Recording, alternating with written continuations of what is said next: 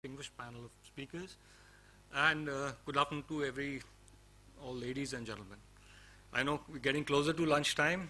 I'll try and spike up the discussion a little bit by adding a little energy dose with methanol. Being very different, we've been talking a lot about solar and wind for the last nearly now a day and a half. And so probably what happened is actually we were doing a lot of work in some extremely remote, extremely difficult areas in the last 2 years and 2.5 years or so. It's while working in these places that we realized that sometimes most of the other technologies, including the renewable ones like solar, the people were not able to depend on because of the weather conditions, altitude conditions, and similarly the wind was not an option and all. The connectivity at some of these places in the northeast, in J&K, a couple of other hill states, and all was so difficult that we were trying to see what can there be a solution to these places as well, while we are addressing the other places. That's where we hit upon fuel cells, and we started researching fuel cells and see as to if these could also bridge this extreme and the final gap for running certain mission critical applications, as also to power small hamlets, detachments which are extremely isolated.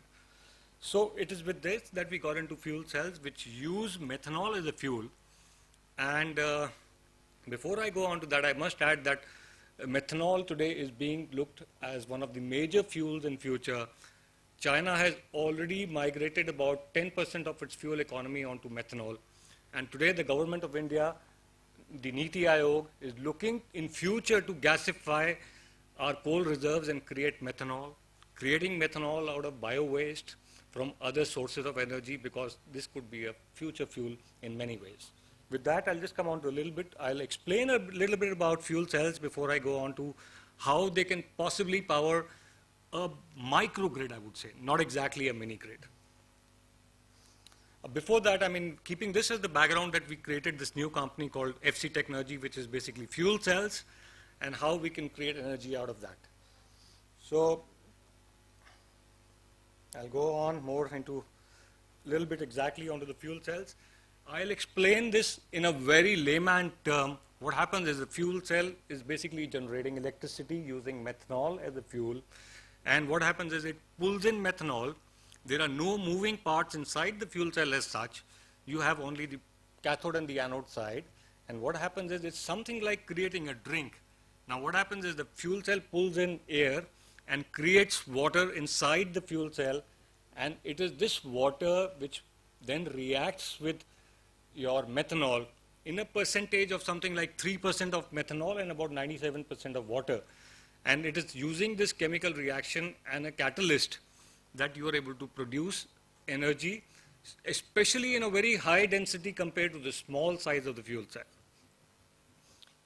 And separating the two cathodes and the anodes between is basically an electrolyte membrane which separates the two sides. Now what happens, the great advantage, as long as you have fuel, you will have continuous electricity as long as you want to have it. It's an absolutely steady flow of electricity. There are no fluctuations. And similarly, you can run it for a couple of hours, days, weeks, months together without stopping if you so need.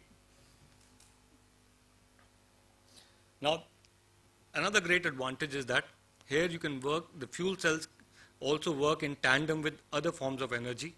Say you have a solar plant there, the solar is working, the solar switches off or goes off due to bad weather or at night time, you automatically switch on to fuel cells. It can work through an inverter with the AC mains or other forms of energy.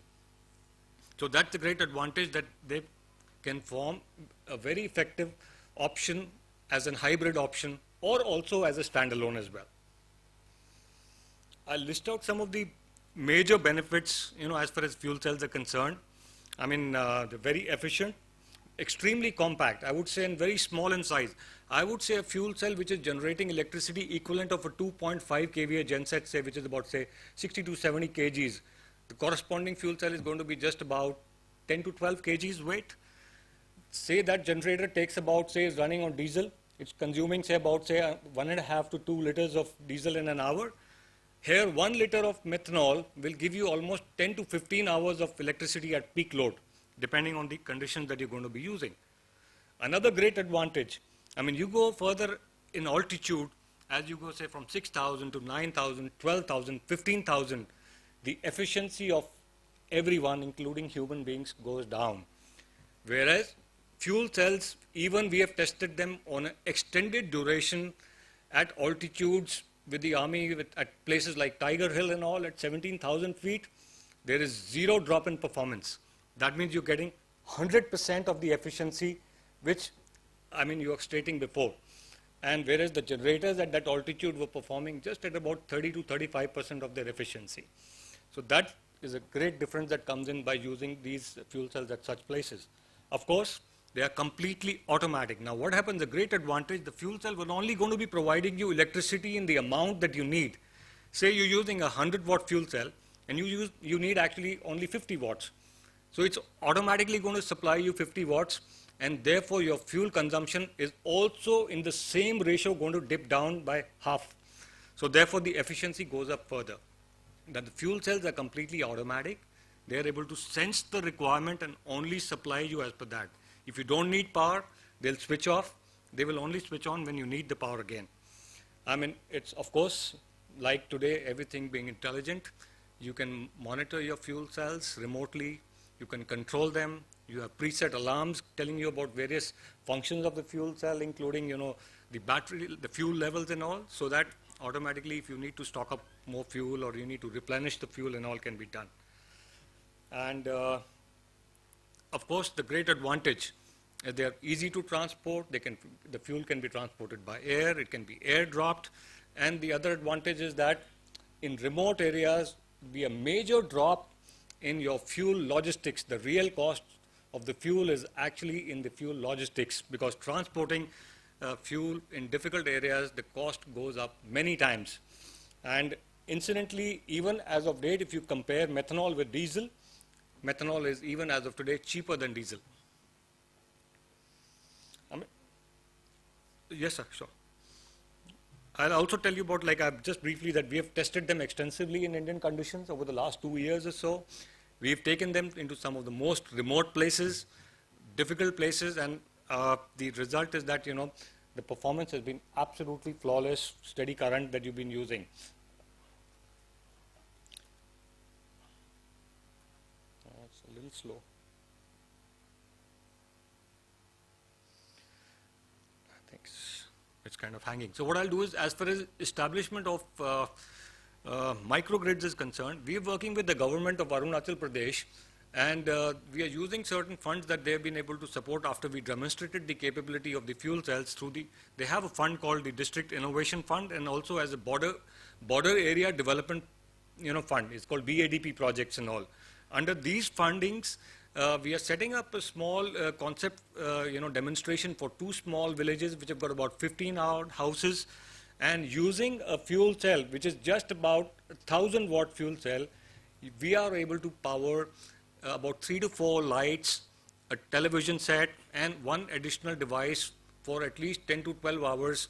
And if required, it can go with the same fuel cell, can take on running the same load for 24 hours non-stop.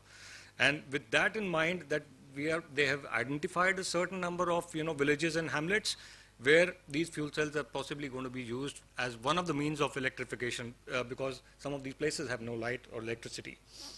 These are some of the pictures that we have done testing at extremely high altitude places, and to validate the performance of the fuel cell at those places. And so with that in mind, I mean, what we were trying to propose here is that fuel cells can be another viable option as a backup or a support for some of the other means of energy for rural electrification, especially in these kind of areas. They are also being found to be very viable option for running telecom towers. We are also in touch with a number of telecom companies to add as a backup power using fuel cells, and it greatly again removes the dependency on generator sets, reduces the requirement of having large battery banks, and again, like was being brought out earlier, the fuel is of no use, it cannot be stolen. So therefore, at a lot of these places where you have the issues related to theft of diesel and fuel, this fuel will not be of use to anyone in case they try to steal it and use it. So that's another place where you can plug the gaps as far as the fuel cells are concerned. I mean, already talked about the safety of the products and this thing, and I've already mentioned that they're extremely safe. The flash point of methanol, incidentally, is about 11 degrees higher than that of gasoline, so it's much more safer to use than as far as the other forms of diesel or petrol are concerned. I will just flash by it, so I've already covered this. And I just brief out some of the, the traction areas where fuel cells can be extremely effective, primarily industrial, defense and security, and even as far as the consumer is concerned, where we brought out the, possible use as part of setting it up as part of a microgrid. And there can be, useful for telecom, traffic management, wind, security and surveillance.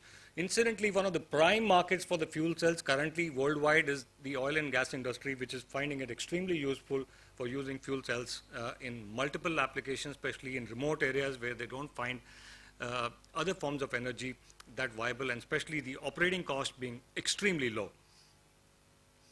I mean, I would not take further time. We are already running short of time. So with that, I will conclude here.